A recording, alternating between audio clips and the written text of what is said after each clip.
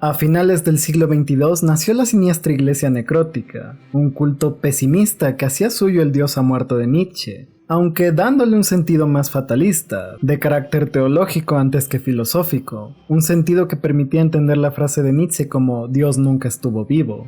Una iglesia atea no exactamente, ya que uno de los fundamentos de la iglesia necrótica era que generalmente los humanos tenían, como si se tratase de un código integrado en su condición humana, la necesidad de tener un Dios al cual adorar, necesidad que debía satisfacerse a toda costa, incluso si esto llevaba a hacer lo que este nuevo culto había hecho, adorar un Dios que, de alguna u otra manera, estaba muerto. La iglesia creció a una velocidad alarmante en los 40 años que siguieron de su fundación. Para 2280, el 95% de las sociedades occidentales pertenecía a esta iglesia, y en el otro lado del planeta, sus afiliados eran casi del 50%, frente a un islam e hinduismo que perdían presencia, y un budismo que a pesar de tener menos seguidores, había logrado acomodarse adecuadamente a los cambios que trajo esta nueva religión, siendo que siempre fue la más filosófica de las religiones antiguas.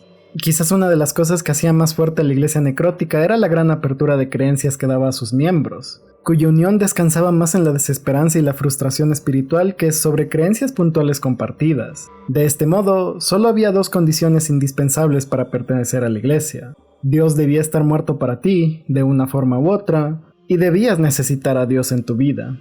Desear su presencia, adorarlo, pero como a su vez estaba muerto, este Dios necesitado, deseado, habría de ser irremediablemente un Dios que estaba muerto en el sentido que la persona gustase darle a la expresión. Así nacieron diversas interpretaciones, pero se puede citar diferentes ejemplos de los significados que se le daba a la muerte de Dios. Dios nunca existió y en consecuencia se adora a un ente simbólico e imaginario que de alguna manera representa la necesidad de una figura paterna de la que habla Freud. Dios es solo una ilusión que el cerebro desarrolló para protegernos psicológicamente, y que se expresa en el sentimiento e intuición de que hay un ser absoluto y perfecto afuera y dentro de nosotros. Dios es solo una forma sutil de energía universal, que hemos divinizado porque se vincula con cosas que nos parecen superiores y no entendemos su naturaleza exacta.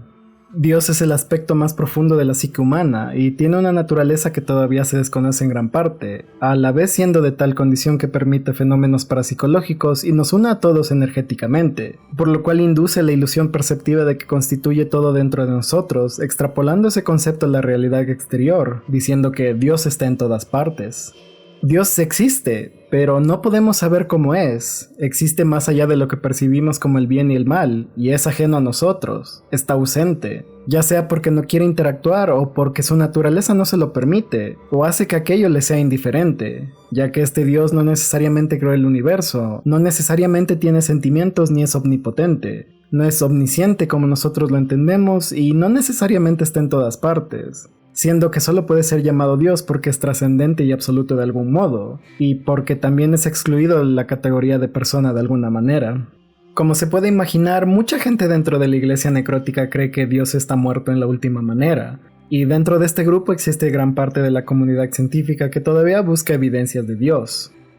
Esta es mi experiencia personal. He estado en cultos de la iglesia necrótica sin pertenecer realmente y son indudablemente macabros, blasfemos como dirían los cristianos que tanto abundaban a inicios del siglo XXI.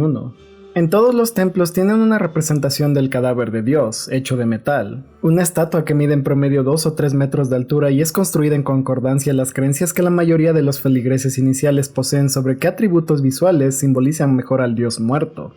En las catedrales se sigue el mismo procedimiento, pero en este caso la estatua mide entre 6 y 7 metros de altura. Las estatuas son vacías por dentro, en parte para ahorrar dinero y en parte para representar el vacío de la idea de Dios en las religiones convencionales. Además, estas esculturas están cubiertas por una capa hecha con una sustancia creada a partir de huesos humanos molidos de miembros que donaron sus cadáveres y un material descubierto en 2105. Las estatuas de las catedrales son casi siempre horrendas, y en cada misa les rocían baldes de sangre fresca, que siempre tiene que ser de una oveja blanca, cosa que la iglesia consigue en abundancia gracias a tener acuerdos comerciales con los creadores de este animal. Incluso hay inspectores que se aseguran que la fuente sea una oveja blanca. Tal vez esto pueda sonar a un ritual satánico, pero no es nada comparado con el espectáculo que se brinda en la Catedral de Carne, un templo magnífico que sirve como la sede del cónclave necrótico y del Maestro Supremo, el cabecilla mundial del culto. Y es que la Catedral de Carne es un templo esplendoroso, completamente cubierto en su exterior por músculos humanos y ojos finamente incrustados entre dichos músculos. Todo perfectamente conservado por una sustancia translúcida y hospedado detrás de un vidrio blindado de 5 centímetros, que recubre por completo una enorme pirámide metálica, en cuyo interior hay tubos que recubren las paredes y el techo, imitando la forma de las venas y arterias y bombeando sangre humana, donada por los feligreses cada momento del día y la noche.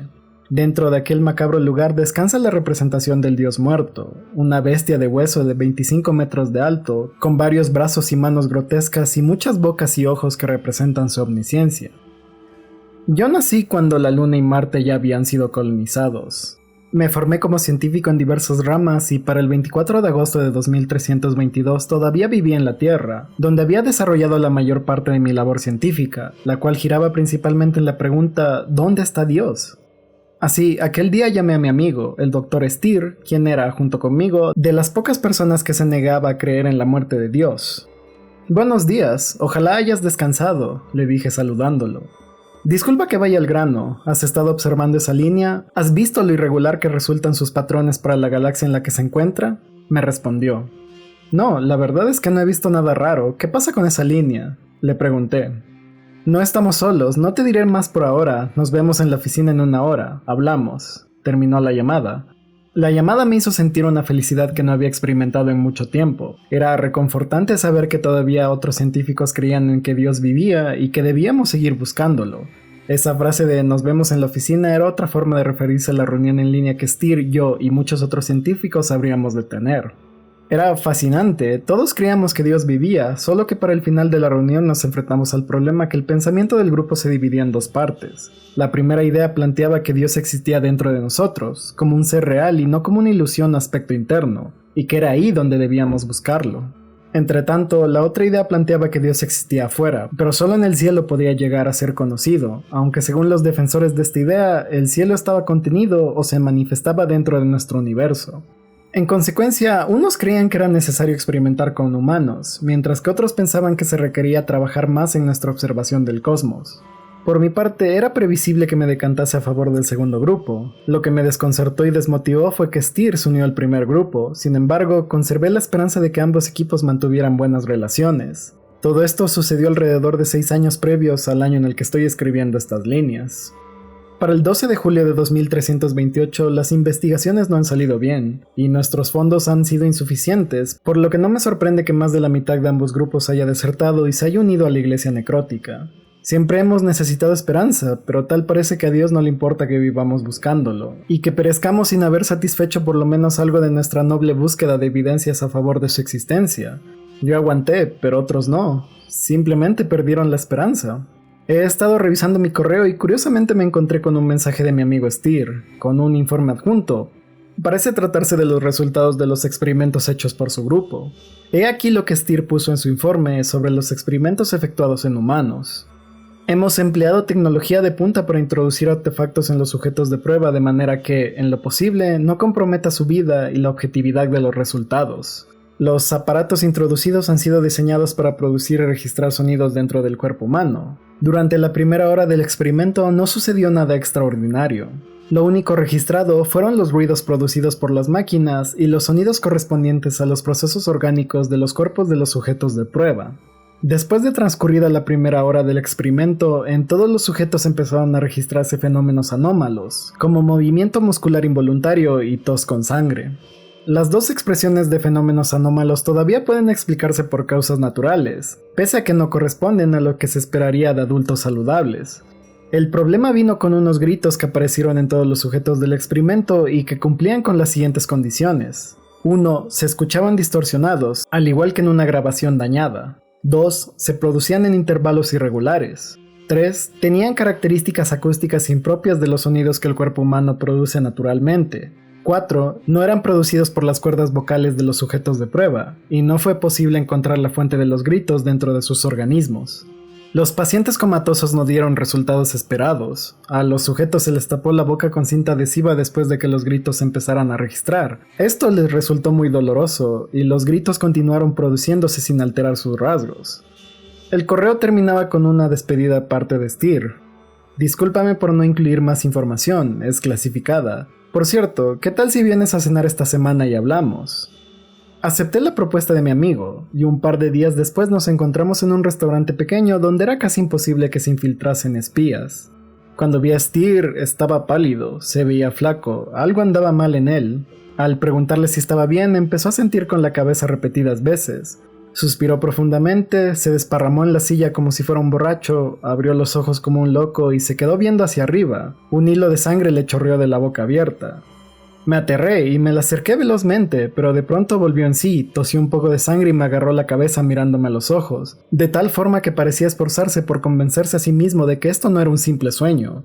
Styr me dijo que no me dio el informe completo del experimento y que tal vez nunca sea capaz de hacerlo. Me dijo que le quedaba poco tiempo y que necesitaba escucharlo.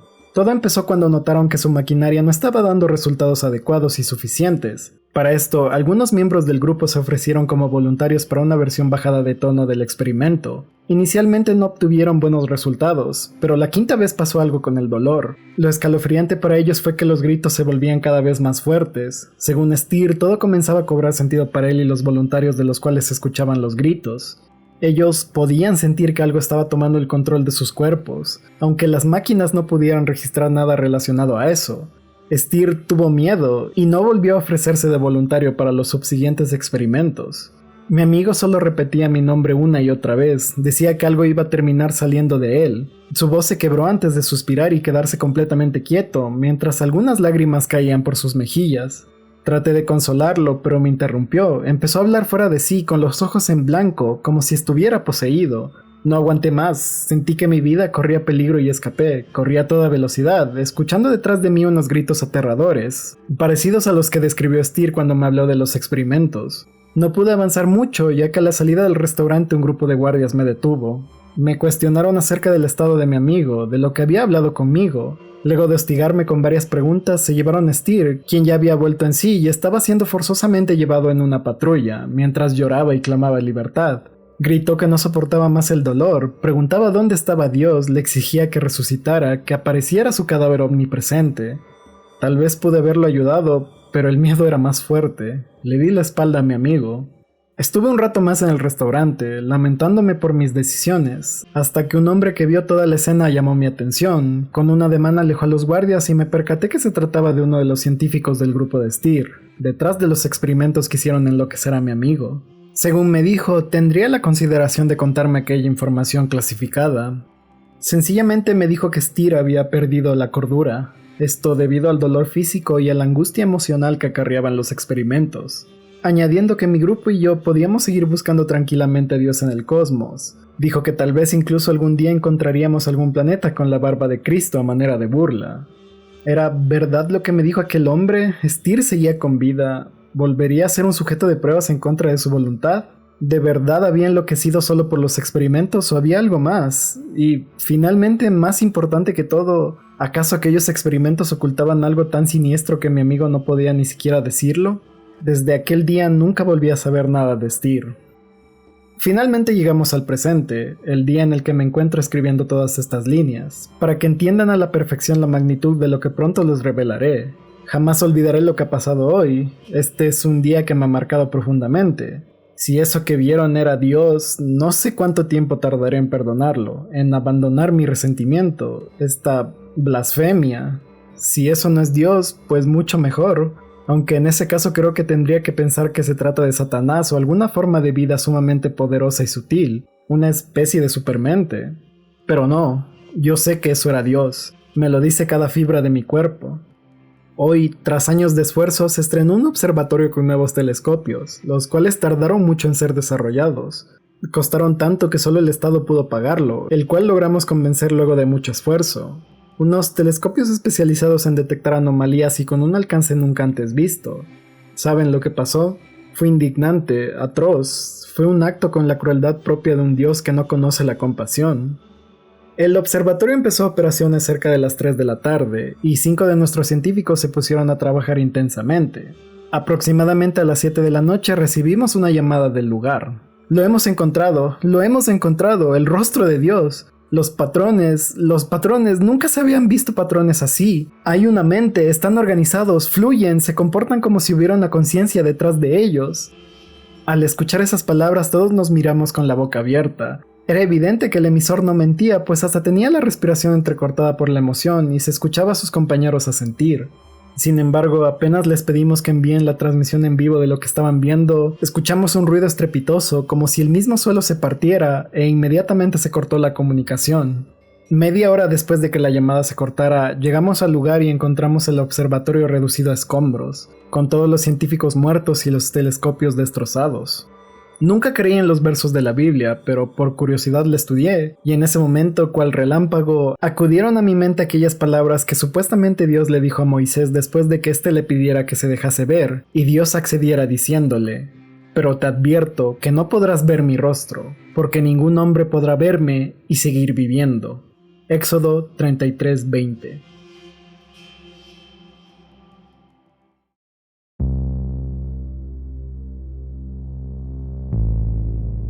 Domingo. No estoy seguro del por qué estoy escribiendo esto en un papel y no en mi computadora. Supongo que simplemente he notado algunas cosas extrañas. No es como que no confíe en mi computadora, es solo que necesito ordenar mis ideas. Necesito poner todos los detalles en orden, en algo en lo que sé que lo que escriba no va a ser eliminado o alterado. Tampoco es como que eso haya pasado. Es solo que todo se vuelve borroso y la neblina de mi memoria produce una extraña sombra en las cosas. Me estoy empezando a sentir encerrado en este pequeño departamento. Tal vez ese sea el problema. Tenía que ir y agarrar el departamento más barato, el único que estaba en un sótano. La falta de ventanas hace que no pueda distinguir la noche del día. No he salido en varios días porque he estado trabajando en este proyecto de programación sin descanso. Supongo que solo quería terminarlo.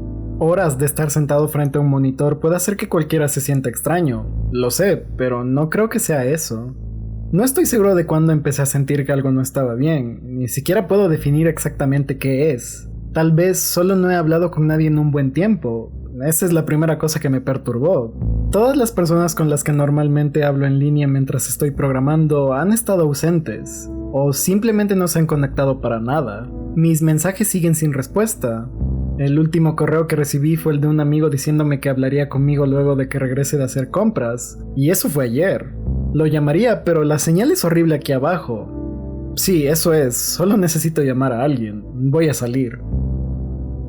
Bueno, eso no salió muy bien. Mientras el miedo inicial desaparece, me estoy comenzando a sentir un poco ridículo por siquiera estar asustado en primer lugar. Me vi en el espejo antes de salir, pero no me afeité. Solo iba a salir por una llamada rápida. Si me cambié de ropa, después de todo era la hora del almuerzo y pensé que tal vez podría cruzarme con alguien que conozco. Al final eso no ocurrió. Desearía que sí hubiera ocurrido.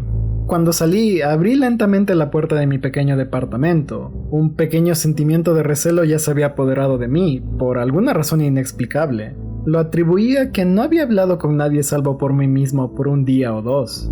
Observé el sucio pasillo gris, más sucio de lo común por el hecho de tratarse del pasillo de un sótano. En un lado, una larga puerta de metal llevaba a la sala de calderas del edificio, que por supuesto estaba cerrada. 2 máquinas dispensadoras de bebidas se encontraban a su lado. Compré una lata el primer día que me mudé, pero tenía una fecha de caducidad de hace 2 años. Estoy bastante seguro que nadie sabe que esas máquinas están aquí abajo, o la tacaña de mi casera ni siquiera se molesta con reabastecerlas.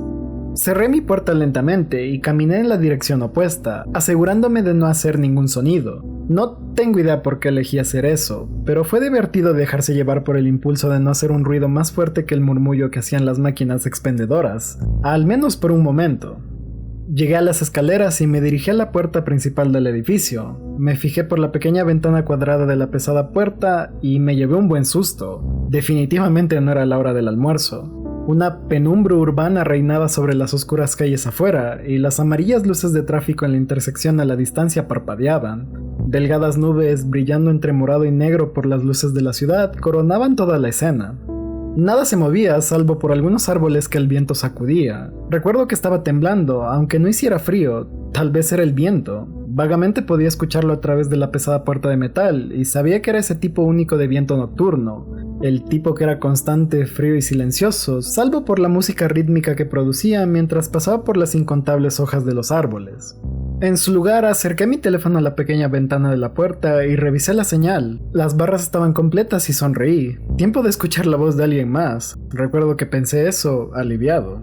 Era algo tan extraño, haber estado asustado por nada. Sacudí mi cabeza, riéndome de mí mismo levemente. Marqué el número de mi mejor amiga, Amy, y mantuve el teléfono cerca de mi oído. Marcó una vez, pero luego se detuvo. Nada pasó, estuve escuchando silencio por unos buenos 20 segundos y colgué. Me molesté y vi nuevamente la señal, todavía estaba completa. Iba a marcar su número de nuevo, pero entonces el celular sonó en mi mano, asustándome. Contesté. «Hola», pregunté, inmediatamente calmando un pequeño shock por escuchar una voz por primera vez en varios días. Así haya sido mi propia voz. Me había acostumbrado al susurro mecánico de los mecanismos internos del edificio, mi computadora y las máquinas expendedoras en el pasillo. No hubo respuesta a mi saludo al inicio, pero entonces finalmente una voz contestó. «Hey», dijo una clara voz masculina, obviamente de edad universitaria, como yo. «¿Quién es?» «John», respondí, confundido. «Nah, perdón, número equivocado», y me colgó. Bajé lentamente mi teléfono y me incliné a la pared de ladrillos de la escalera. Eso fue extraño, vi la lista de llamadas recibidas, pero no conocía el número. Antes de que pudiera seguir pensándolo más, mi teléfono sonó, asustándome otra vez. Era otro número desconocido. Esta vez contesté, pero no dije nada. No escuché nada más que el típico ruido de fondo. Luego, una voz familiar cortó la atención. «¿John?» Una sola palabra. Era la voz de Amy. Suspiré aliviado. «Eres tú», le contesté. «¿Quién más podría ser?», me respondió. «Ah, el número. Estoy en una fiesta en la calle 7 y mi teléfono murió justo cuando me llamaste. Este es el teléfono de alguien más, obviamente». «Oh, está bien», le dije. «¿Dónde estás?», me preguntó. Mis ojos dieron vueltas por las paredes blancas de concreto y la pesada puerta de metal con su pequeña ventana. «En mi edificio», suspiré. Solo me sentía sofocado, no me di cuenta que era tan tarde. «Deberías venir», dijo ella, riéndose. «Nah, no tengo ganas de buscar un lugar desconocido por mi cuenta en el medio de la noche», le dije mientras veía por la ventana la silenciosa calle que secretamente me había asustado un poco. «Creo que voy a seguir trabajando o me voy a dormir». «No», me contestó. «Puedo pasarte viendo, tu edificio está cerca de la calle 7, ¿no?» «¿Qué tan borracha estás?», pregunté levemente. «¿Sabes dónde vivo?» «Ah, por supuesto», dijo abruptamente. «Supongo que no puedo llegar caminando, ¿eh?» «Podrías si quieres perder más de media hora», le respondí. «Sí», dijo ella. «Ok, me tengo que ir. Buena suerte con tu trabajo». Bajé el teléfono una vez más, viendo a los números parpadear mientras la llamada terminaba. Entonces, el sofocante silencio de repente se volvió a ser presente en mis oídos. 2 llamadas extrañas y la escalofriante calle afuera solo resaltaron mi soledad en el pasillo vacío. Tal vez por ver demasiadas películas de terror, tuve la inexplicable idea de que algo podría verme a través de la ventana de la puerta, alguna clase de entidad horripilante que rondaba cerca de la soledad, solo esperando para atrapar a una víctima desprevenida que se haya alejado mucho de otros seres humanos. Así que salté de las escaleras, corrí por el pasillo hacia mi habitación y cerré la puerta tan rápido como pude mientras permanecía en silencio. Como dije, me siento un poco ridículo por haberme asustado de nada, y el miedo ya se había disipado. Escribir esto ayuda bastante, me hace darme cuenta que nada anda mal, me ayuda a filtrar pensamientos a medias y miedos, dejando solo los fríos y rígidos hechos. Es tarde, recibí una llamada de un número desconocido y el teléfono de Amy murió, así que me llamó de otro teléfono. Nada extraño está pasando. Aún así, había algo un poco extraño de esa conversación. Sabía que podía solo ser el alcohol que ella había tomado. O fue ella la que me parecía extraña a mí. O era... Sí, eso era. No me había dado cuenta hasta este momento, escribiendo estas cosas. Sabía que escribirlo me iba a ayudar. Dijo que estaba en una fiesta, pero no escuché nada de fondo. Por supuesto, eso en sí no significa nada, ya que podría simplemente haber salido para hacer la llamada. No, eso tampoco podía ser. No escuché el viento. Necesito ver si el viento sigue soplando. Lunes. Olvidé terminar de escribir la noche pasada. No sé qué esperaba ver cuando corrí por las escaleras y me fijé por la ventana de la puerta de metal. Me siento ridículo. El miedo de ayer parece diminuto e irracional para mí ahora. No puedo esperar para salir a la luz solar. Voy a revisar mi correo, afeitarme, bañarme y finalmente salir de aquí. Espera, creo que escuché algo. Fue un trueno. Todo el tema de la luz solar y el aire fresco terminó ahí. Me dirigí a las escaleras solo para decepcionarme. La ventana de la puerta solo mostraba agua corriendo, mientras una tormenta caía contra ella. Pero al menos sabía que era de día, aunque sea un gris, enfermo y mojado día. Traté de ver por la ventana y esperar que un rayo iluminara la zona, pero la lluvia era demasiado fuerte y no podía distinguir nada más que algunas formas raras que se movían en ángulos extraños. Decepcionado, me di la vuelta, pero no quería regresar a mi habitación. En su lugar, me aventuré por arriba de las escaleras, pasando el primer y segundo piso. Las escaleras terminaban en el tercer piso, el más alto del edificio. Me fijé en el vidrio que servía como pared exterior al final de las escaleras, pero era de esa clase que distorsiona la luz, aunque tampoco había mucho para ver con la lluvia. Abrí la puerta de las escaleras y di vueltas por el pasillo. Las 10 o por ahí puertas de madera pintadas de azul hace mucho tiempo estaban todas cerradas. Prestaba atención mientras caminaba, pero era el medio del día, así que no me sorprendió que no podía escuchar nada aparte de la lluvia. Mientras estaba parado en el pasillo oscuro escuchando la lluvia, tuve la extraña impresión de que las puertas se erguían como monolitos silenciosos de granito, dejados por alguna clase de civilización antigua con algún motivo incomprensible de seguridad. Un rayo cayó, y puedo jurar que, por un momento, la vieja madera azul se vio como si fuera piedra. Me reí de mí mismo por dejar que mi imaginación me ganara, pero caí en cuenta que la poca iluminación y el rayo debían significar que había una ventana en algún lugar del pasillo. Una vaga memoria me llegó, y de repente recordé que el tercer piso tenía una alcoba y una ventana empotrada por la mitad del pasillo. Emocionado por ver a través de la lluvia y tal vez observar a otro ser humano, rápidamente caminé hacia la alcoba, encontrando una larga ventana con un vidrio delgado. La lluvia corría por ella, igual que la ventana de la puerta principal, pero podía abrirla esta vez. Acerqué mi mano para deslizarla, pero dudé. Tuve la extrañísima sensación de que, si abría la ventana, vería algo absolutamente horrible en el otro lado. Todo ha sido tan extraño últimamente, así que ideé un plan y volví para tomar lo que necesitaba.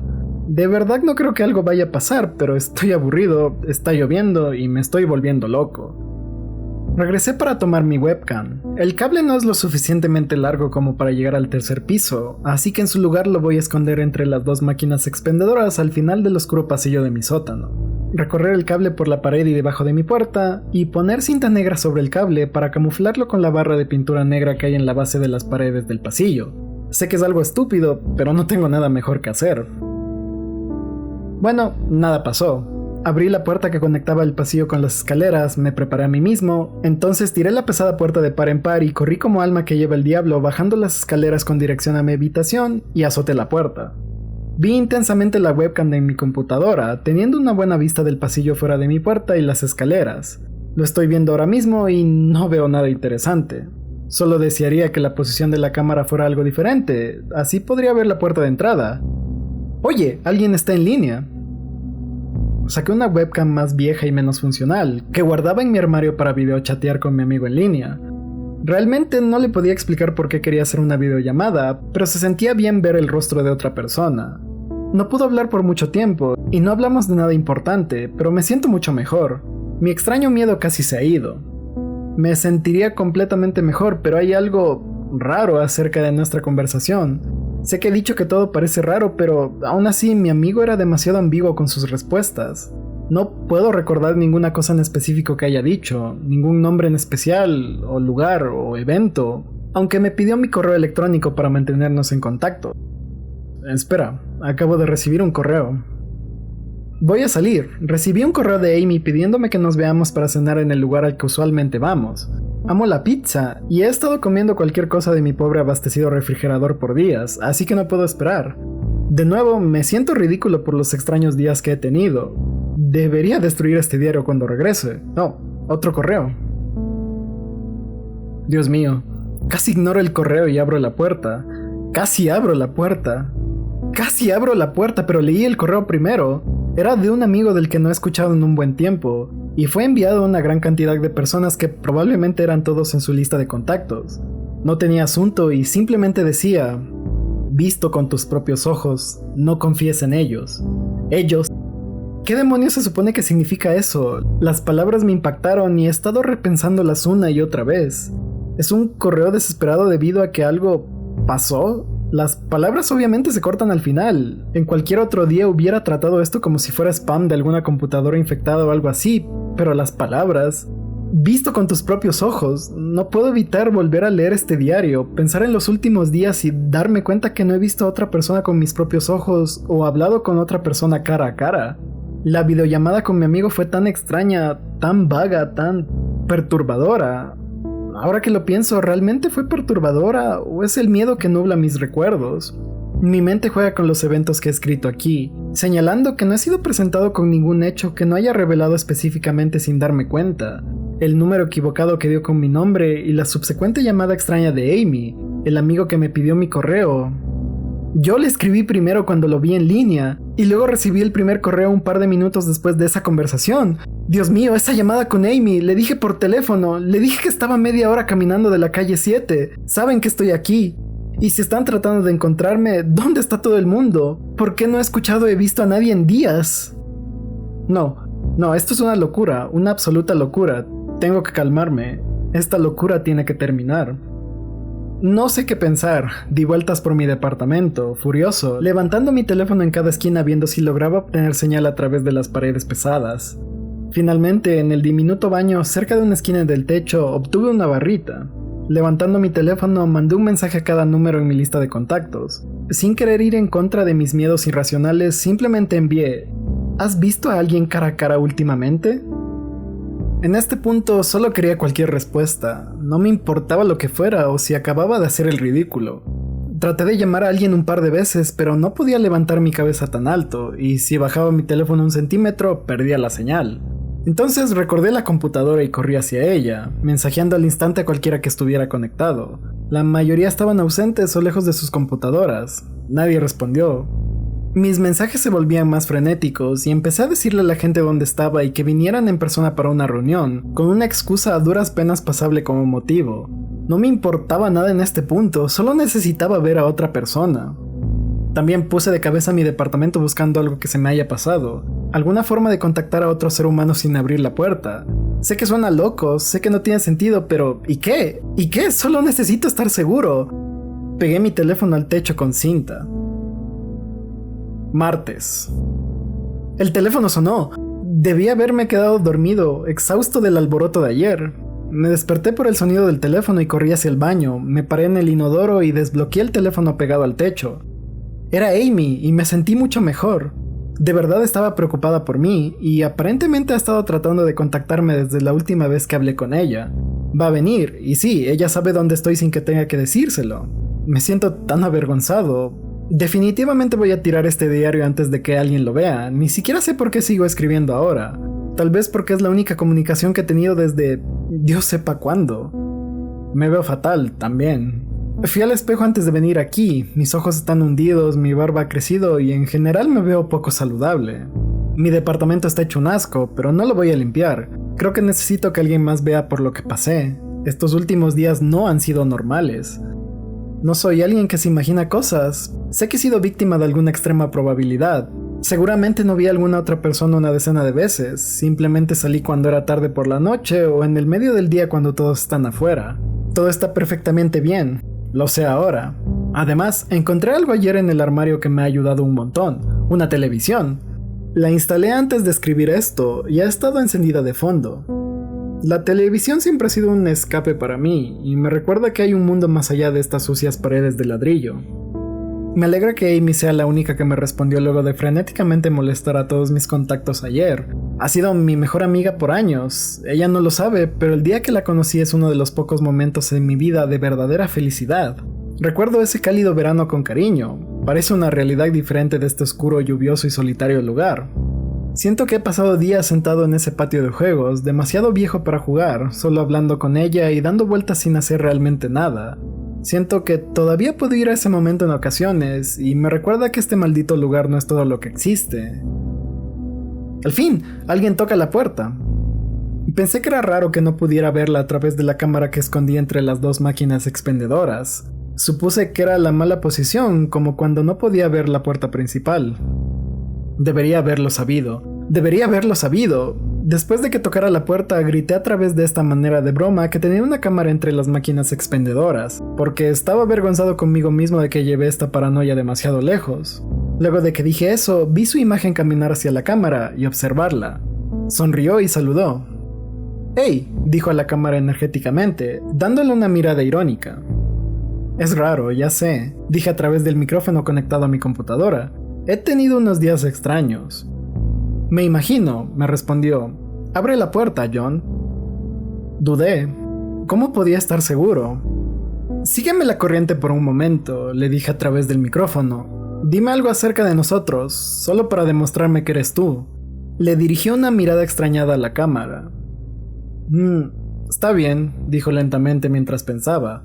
Nos conocimos de la nada en un patio de juegos cuando ambos éramos demasiado viejos para estar ahí. Di un profundo suspiro mientras la realidad regresaba y el miedo desaparecía. Dios, he sido un ridículo. Por supuesto que era Amy. Ese día no existía en ningún lugar del mundo salvo mi memoria. Nunca se lo he mencionado a nadie, no porque me avergüence, sino por un extraño sentimiento de nostalgia y un anhelo a que esos días regresen. Si había alguna fuerza desconocida tratando de engañarme, como me temía, no había forma de que supiera sobre ese día. Está bien, te explicaré todo, le dije. Ahora salgo. Corrí a mi pequeño baño y me peiné lo mejor que pude. Me veía fatal, pero ella entendería. Riéndome de mi propia conducta increíble y el relajo que hice del lugar, caminé hacia la puerta. Puse mi mano en el pomo y le di una última mirada al desorden. Tan ridículo, pensé. Mis ojos dieron vueltas por la comida a medio comer tirada en el piso, el tacho de basura sobresaturado y la cama que moví hacia un lado buscando... Dios sepa qué. Casi abro la puerta, pero mis ojos se posaron sobre una última cosa, la vieja webcam, la que usé para esa extraña y ambigua conversación con mi amigo. La esfera negra estaba tirada a un lado, con su lente apuntando a la mesa donde descansaba este diario. Un absoluto terror me invadió al darme cuenta que si algo pudiera estar viendo a través de esa cámara, vería lo que acababa de escribir ese día. Le pregunté por cualquier cosa acerca de nosotros, y ella eligió la única cosa en el mundo que pensaba que ellos, o eso, no conocían. Pero lo sabían, podían haberme visto todo este tiempo. No abrí la puerta, grité en un incontrolable terror. Pisé la vieja webcam. La puerta se sacudió y el pomo se movía, pero no escuché la voz de Amy a través de la puerta. ¿Era la puerta del sótano hecha para contener corrientes de aire demasiado gruesa? ¿O Amy no estaba ahí afuera? Si no era ella, ¿qué era lo que intentaba entrar? ¿Qué demonios estaba ahí afuera? La vi en mi computadora a través de la cámara afuera. La escuché en mis parlantes a través de la cámara afuera. ¿Pero fue real? ¿Cómo puedo saberlo? Ya no está ahí ahora. Grité y pedí ayuda. Apilé todo en mi departamento contra la puerta de entrada. Viernes. Al menos pienso que es viernes. He destruido cada aparato electrónico. Convertí en añicos mi computadora. Cada cosa ahí podía ser vista por alguna red maliciosa o peor, alterada. Soy un programador, lo sé. Cada pequeño detalle de información que he dado desde que esto empezó, mi nombre, mi correo, mi locación, nada de eso volvió del exterior hasta que yo lo dije. Le he dado 1000 vueltas a lo que escribí, he ido de atrás para adelante, saltando entre terror absoluto y completa incredulidad. Algunas veces estoy seguro de que alguna entidad fantasmagórica está enfocada en el simple objetivo de lograr que yo salga al exterior. Volviendo al inicio, con la llamada de Amy, básicamente estaba pidiéndome que abra la puerta y salga. Seguía dándole vueltas en mi cabeza, un punto de vista decía que estaba actuando como un loco, y que todo era una extrema convergencia de la probabilidad. Nunca saliendo en el momento justo de pura suerte, nunca viendo a otra persona de pura suerte, recibiendo un correo al azar desde una computadora infectada en el momento preciso. El otro punto de vista me decía que la extrema convergencia de la probabilidad era la razón por la que sea lo que sea que estaba tratando de atraparme, no lo ha hecho. Seguía pensando, nunca abrí la ventana en el tercer piso, nunca abrí la puerta de entrada, hasta esa estúpida payasada con la cámara escondida, de la cual luego corrí directo a mi habitación y cerré la puerta. No he abierto mi sólida puerta desde que azoté la puerta de entrada del edificio. Lo que sea que esté ahí afuera, si es que siquiera hay algo, nunca había hecho una aparición en el edificio antes de que yo abriera la puerta principal. Tal vez la razón por la que no estaba en el edificio antes era que estaba en algún otro lugar capturando a todos los demás. Y de ahí esperó, hasta que traicionara mi propia existencia al tratar de llamar a Amy. Una llamada que no respondió, hasta que me llamó de regreso y preguntó mi nombre. El terror literalmente me supera cada vez que intento unir las piezas de esta pesadilla. Ese correo corto y sin terminar, ¿era de alguien más tratando de dar aviso? ¿Alguna amigable voz tratando desesperadamente de advertirme antes de que eso llegara? Visto con mis propios ojos, no confíes en ellos. Exactamente lo que he estado sospechando. Podría tener un control maestro de todos los dispositivos electrónicos, ejerciendo su insidioso engaño para que saliera al exterior. ¿Por qué no puede entrar? Tocó la puerta, debe tener una presencia física. La puerta... La imagen de esas puertas en el pasillo superior como monolitos guardianes pasa por el fondo de mi mente cada vez que repaso esta parte de mis pensamientos. Si hay alguna clase de entidad fantasma tratando de que salga, tal vez no puede pasar a través de las puertas. Sigo pensando en todos esos libros o películas que he visto, tratando de generar alguna explicación a esto. Las puertas siempre han sido un foco intenso de la imaginación humana, siempre visto como resguardos o portales de especial importancia. O tal vez la puerta solo era demasiado gruesa. Sé que no puedo derribar de ninguna manera las puertas de este edificio, mucho menos las pesadas del sótano. Aparte de eso, la verdadera pregunta es, ¿qué es lo que quiere de mí? Si solo me quisiera matar, lo podría hacer de muchas otras formas, incluido esperar hasta que muriera de hambre. Y si no quiere matarme, y si tiene algún otro horrible destino reservado para mí, Dios, ¿qué puedo hacer para escapar esta pesadilla? Alguien toca la puerta. Le dije a las personas al otro lado de la puerta que necesitaba un minuto para pensar y que saldría. Realmente solo estoy escribiendo esto para pensar en qué hacer. Al menos esta vez escuché sus voces. Mi paranoia, y sí, reconozco que estoy siendo paranoico, me tiene pensando en todas las formas en que sus voces pueden ser falsificadas electrónicamente. Podría realmente no haber nada afuera salvo unos parlantes, simulando voces humanas. ¿Realmente les tomó 3 días venir a por mí? Supuestamente Amy está ahí afuera, junto a 2 policías y un psiquiatra. Tal vez les tomó 3 días pensar qué me dirían. Lo que decía el psiquiatra parecía bastante convincente. Si decía pensar que todo esto ha sido un loco malentendido y no alguna entidad tratando de engañarme para abrir la puerta. El psiquiatra tenía una voz vieja, autoritaria pero todavía amable. Me agradó. Estoy desesperado por ver a alguien con mis propios ojos. Me dijo que tengo algo llamado ciberpsicosis, y que soy solo una de las millones de personas alrededor del mundo teniendo una crisis provocada por un correo que de alguna forma se filtró. Juro que dijo que de alguna forma se filtró. Creo que se refería a que se envió por todo el país de forma inexplicable, pero estoy increíblemente sospechoso de que la entidad cometió un error y reveló algo. Dijo que soy parte de una ola de una conducta emergente, que muchas otras personas están teniendo el mismo problema con los mismos temores, aunque nunca nos hayamos comunicado. Eso explica bastante bien el correo sobre los ojos que recibí. No recibí el correo original que desencadenó todo, recibí una reescritura de ese. Mi amigo pudo haber enloquecido también y trató de advertir a todos los que conocía sobre sus paranoicos miedos. Así es como el problema se expande, aclama el psiquiatra. Yo también pude haberlo difundido, con mis textos y mensajes instantáneos a todos los que conocía. Alguna de esas personas podría estar teniendo una crisis ahora mismo, después de ser provocado por algo que envié. Algo que pueden interpretarlo de cualquier forma que quieran. Algo como un mensaje diciendo, ¿han visto a alguien cara a cara últimamente? El psiquiatra me dijo que no quería perder a otro más, que personas como yo son inteligentes y que esa es nuestra perdición. Hacemos conexiones tan bien que incluso las hacemos cuando no deberían estar ahí. Dijo que es fácil caer en la paranoia en nuestro mundo tan acelerado.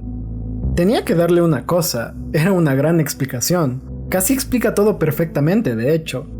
Tengo cada razón para quitarme este miedo de pesadilla de que alguna cosa o conciencia o ser ahí afuera quiere que abra la puerta, así puede capturarme para algún destino peor que la muerte. Sería estúpido, luego de escuchar esa explicación, quedarme aquí hasta que muera de hambre solo para despreciar a la entidad que tal vez atrapó a todos los demás. Sería estúpido pensar eso, luego de escuchar esa explicación, que soy una de las últimas personas con vida en un mundo vacío, escondiéndome en mi habitación segura en el sótano, despreciando alguna entidad engañosa e impensable solo para rehusarme a ser capturado. Es una perfecta explicación para cada cosa extraña que he visto o escuchado, y tengo todos los motivos en el mundo para soltar mis miedos y abrir la puerta. Y es por eso exactamente que no lo voy a hacer. ¿Cómo puedo estar seguro? ¿Cómo puedo saber lo que es real y lo que es un engaño? Todas estas malditas cosas son sus cables y sus señales que se originan de algún lugar no visto. No son reales, no puedo estar seguro. Señales a través de una cámara, videos falsos, llamadas engañosas, correos, incluso la televisión que yacía rota en el piso. ¿Cómo podía saber lo que es real? Son solo señales, ondas, luz. La puerta, están golpeando la puerta, están tratando de entrar. ¿Qué clase de artefacto mecánico podría estar usando para simular el sonido de varios hombres atacando la pesada puerta de madera tan bien? Al menos, al fin lo veré con mis propios ojos. No queda nada aquí para que eso me engañe, he destrozado todo, no puede engañar a mis ojos. ¿O sí? Visto con tus propios ojos, no confíes en ellos. Espera, Ese desesperado mensaje estaba tratando de decirme que confía en mis ojos o advirtiéndome de ellos también. Oh Dios, ¿cuál es la diferencia entre una cámara y mis ojos? Los dos transforman luz en señales eléctricas. Son la misma cosa. No pueden engañarme. Tengo que estar seguro. Tengo que estar seguro. Fecha desconocida. Calmadamente pedí un papel y un esfero día tras día hasta que finalmente me los dieron. Aunque ya no importa. ¿Qué voy a hacer? ¿Sacarme los ojos? Los vendajes se sienten como una parte de mí ahora. El dolor se fue. Supongo que este será uno de mis últimos chances de escribir legiblemente, ya que sin mi vista para corregir mis errores, mis manos lentamente se olvidarán del movimiento necesario. Esta es una suerte de autosatisfacción. Este escrito es una reliquia de otro tiempo, porque estoy seguro que todos los demás en el mundo están muertos, o algo mucho peor. Me siento contra la pared acolchonada día tras día. La entidad me trae comida y agua. Se camufla como una amable enfermera, como un doctor apático. Creo que se ha dado cuenta de que mi audición ha mejorado considerablemente ahora que vivo en la oscuridad. Finge conversaciones en los pasillos, en el improbable caso de que llegue a escuchar algo. Una de las enfermeras habla acerca de tener un bebé pronto. Uno de los doctores perdió a su esposa en un accidente de tráfico. Nada de eso importa, nada de eso es real, nada de eso puede alcanzarme, no como ella lo hace. Esa era la peor parte, la parte que casi no podía manejar. Esa cosa viene a mí, fingiendo ser Amy. Su recreación es perfecta, suena exactamente como Amy, se siente exactamente como ella, incluso produce una razonable copia de lágrimas que me hace sentir en sus aparentes mejillas. Cuando me arrastró aquí por primera vez, me dijo todas las cosas que quería oír. Me dijo que me amaba, que siempre lo hizo, que no entendía por qué hacía esto, que todavía podíamos tener una vida juntos, si tan solo dejara de insistir en que estaba siendo engañado. Quería que le creyera. No, necesitaba que le creyera que ella era real. Casi caigo por eso. Realmente lo hice. Dudé de mí mismo por un largo tiempo. Al final, era demasiado perfecto, demasiado impecable y demasiado real. La falsa Amy solía venir todos los días, después cada semana y finalmente dejó de venir por completo. Pero no creo que la entidad se vaya a rendir. Creo que el juego de esperar es solo otra de sus apuestas. Lo resistiré por el resto de mi vida. No sé lo que le ocurrió al resto del mundo, pero sé que esta cosa necesita que caiga en sus engaños. Si es que necesita eso, tal vez y solo tal vez soy una espina en sus planes. Tal vez Amy sigue viva en algún lugar, siendo mantenida con vida solo por mi voluntad de resistir a este mentiroso. Me aferro a esa esperanza, dando vueltas en mi celda para pasar el tiempo. Nunca me rendiré, nunca me romperé. Soy un héroe. El doctor leyó el papel en el que el paciente había garabateado. A duras penas era legible, escrito por una mano temblorosa de alguien que no puede ver. Quería sonreír ante la firme resolución del hombre, un recordatorio de la voluntad humana para sobrevivir, pero sabía que el paciente estaba completamente demente. Después de todo, un hombre cuerdo hubiera caído por el engaño hace mucho tiempo. El doctor quería sonreír, quería susurrarle palabras de aliento al hombre demente. Quería gritar, pero los filamentos nerviosos envueltos alrededor de su cabeza y dentro de sus ojos no se lo permitían. Su cuerpo entró en la celda como una marioneta y le dijo al paciente, una vez más, que estaba equivocado y que no había nadie tratando de engañarlo.